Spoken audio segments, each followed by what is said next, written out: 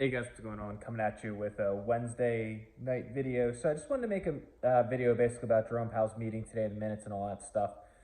Really, nothing surprised me in that meeting. Everyone knew it was going to be a 50 basis rate hike. I said that in my video this morning, and then I said it yesterday too before the CPI came out for this month, or excuse me, last month it came out like yesterday. So basically, my thoughts are I think the Fed is trying to scare the market and convince people in Wall Street that they're going to raise and hold rates all year. If you listen to Jerome Powell's interview and some of the questions, he kind of beat around the bush. In my opinion, he just said he's going to stick to what they're focused on. Their number one goal is inflation. He's been saying that for about nine months now at this point. I do think he's going to raise rates, and they probably will get to like 4.75, maybe 5%, depending on the couple CPI reads coming up in the March. I do think he's going to pause, and then he's going to U-turn a lot quicker than what he said he's going to do. So they said that they weren't even going to think about reducing rates until 2024. I personally think they're going to reduce rates in Q3, maybe Q4, somewhere in that ballpark of 23. So the market doesn't have that priced in, and they just priced in higher rate hikes. They moved from a 4.75 or 4.8 to now a 5.1% terminal rate. So that is super, super, super restrictive. We've had two negative months back to back in CPI. I think they just don't want to get the market too excited, and they just won't want the market to boom and then have, be an upwards battle with basically fighting inflation, because they're on the right path to do it. So I think they want to continue to scare people once they feel certain that inflation's on the downward climb. They will then pause, U-turn, and then the market can rally, because then the housing market's going to be a disaster. Unemployment's going to be a lot higher, and things will be a little bit more normalized. So if the market moves, it's not going to be the end of the world if it ticks up a little bit when that happens. So that's kind of my prediction. That's kind of what they want to do.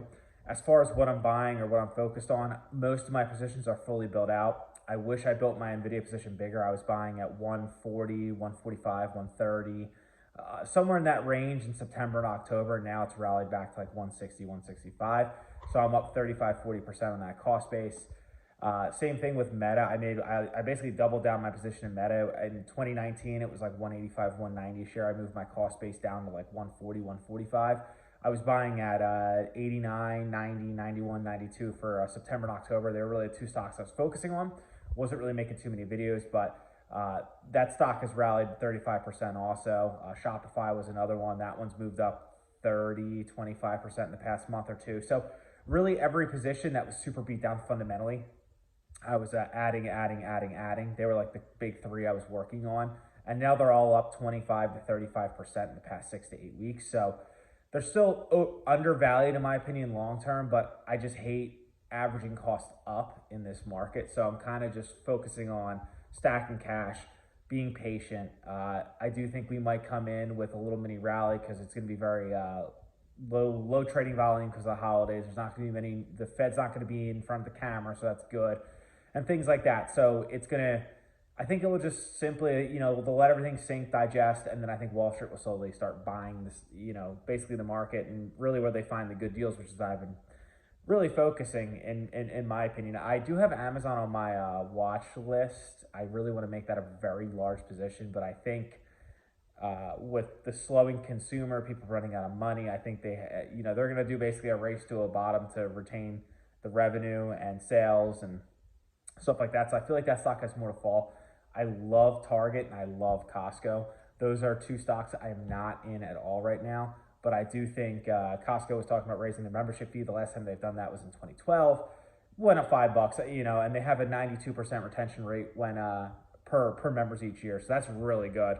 I don't think that $5 a raise is a big deal, and super justifiable if the last time they did it since was 2012. So that's another stock that I really want to focus on in Q1 of 23 for sure. But I just want to, it's still a little too high for me in my opinion, but just on the valuations I run. So I'm just being patient. I do think there's going to be a really nice buying period in January and early February, especially before the Fed meeting in the first, I think it's February 1st. So yeah, there's going to be a really good buying time. I think there's going to be a nice 3 to 4 week as a long-term investor to really get in your favorite stocks and really take advantage before maybe the Fed, before they speak. We see the next inflation rate.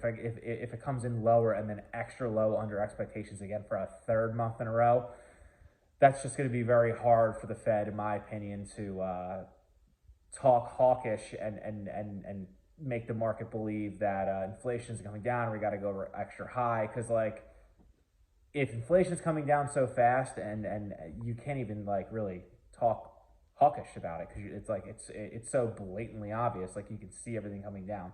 Once shelter and homes start really falling next year, you know, it's going to be inevitable. I mean, everything's going to happen quicker than what the Fed thinks, in my opinion.